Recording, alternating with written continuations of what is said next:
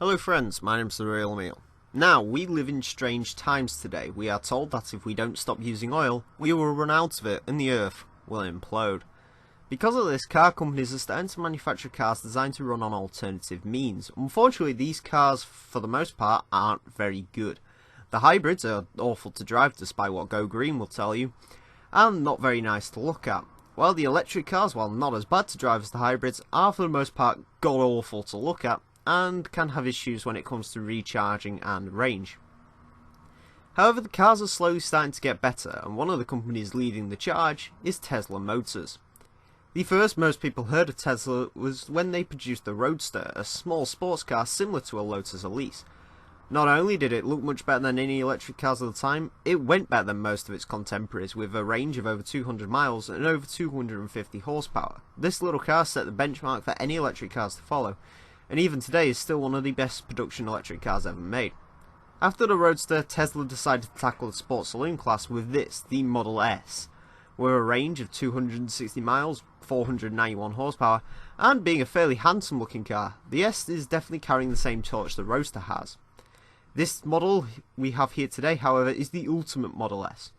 This is the P85D. This model has almost 700 horsepower. That's 140 more than a BMW M5. However, like most other electric cars, the Tesla does have one big downfall: the price. With the economy being the way it is at the moment, the biggest issue with electric cars is the price they cost. Usually they cost more than you'll ever save on fuel and tax. So what's the best the petrol market has to offer? Well, this is the Infiniti Q50 El Rouge, named after one of the most well-known corners in the world. The El Rouge is designed to be the ultimate sports saloon, with 560 horsepower from an engine that once lived in a Nissan GTR. And with a hugely complicated four-wheel drive system, the El Rouge is indeed very fast. With a top speed of over 210 miles an hour and a 0 to 60 time of under 3 seconds, it is very good.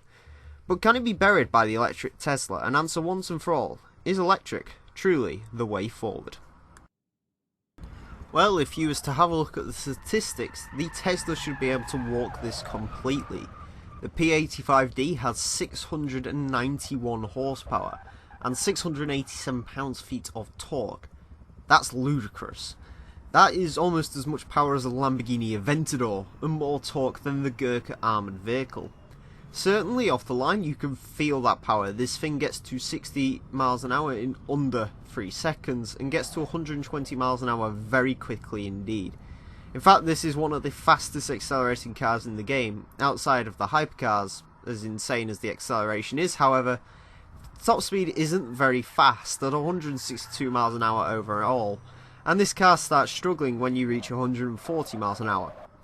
And I'm afraid the bad news keeps on coming when you talk about the handling. This car feels very heavy, and that's because it sort of is.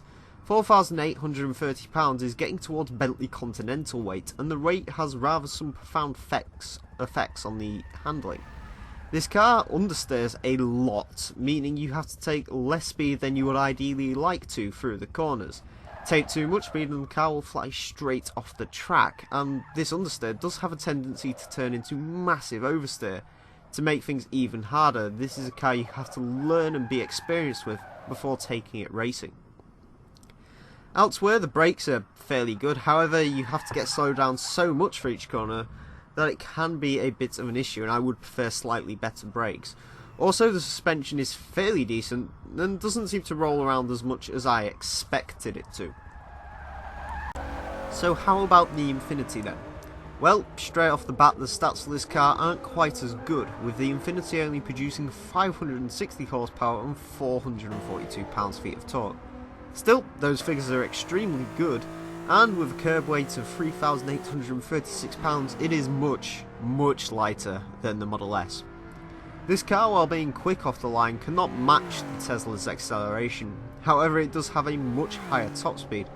And this car, unlike the Tesla, has more than one gear, meaning power delivery is consistent, unlike the Tesla, which can struggle at the higher end.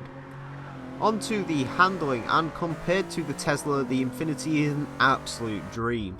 Sure, there is understeer in this car, however it is nowhere near as much as the Tesla, and it is very easily mastered.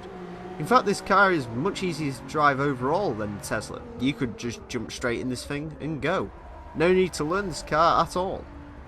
Also, there is no oversteer, unlike the Tesla, and the car feels much lighter than it is, making it feel like a housefly compared to the Tesla. The brakes are alright on this car, perfectly acceptable, however me personally I would prefer some more stopping power. So overall then, for me choosing between these two is easy. I would have the Infinity. It is much nicer to drive and more consistent too. It's a little bit cheaper than the Tesla at 100,000 credits as well, meaning this car is a very, very good value for money, and I do recommend you buying one. However, while the Tesla might not be quite as good as the Infinity, it does bring up a serious point.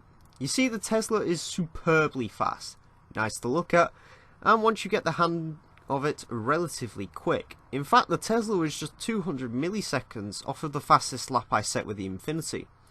If the handling was a little bit better, I could honestly see the Tesla becoming a serious competitor for the best super saloon. With that in mind, perhaps there really is a future in which we drive electric cars. Anyway friends, that is it for this review. These cars will be hitting the Top Gear track in the coming days, so make sure you stay tuned for that. And also recommend cars you would like to see me review in the coming weeks down below in the comments section.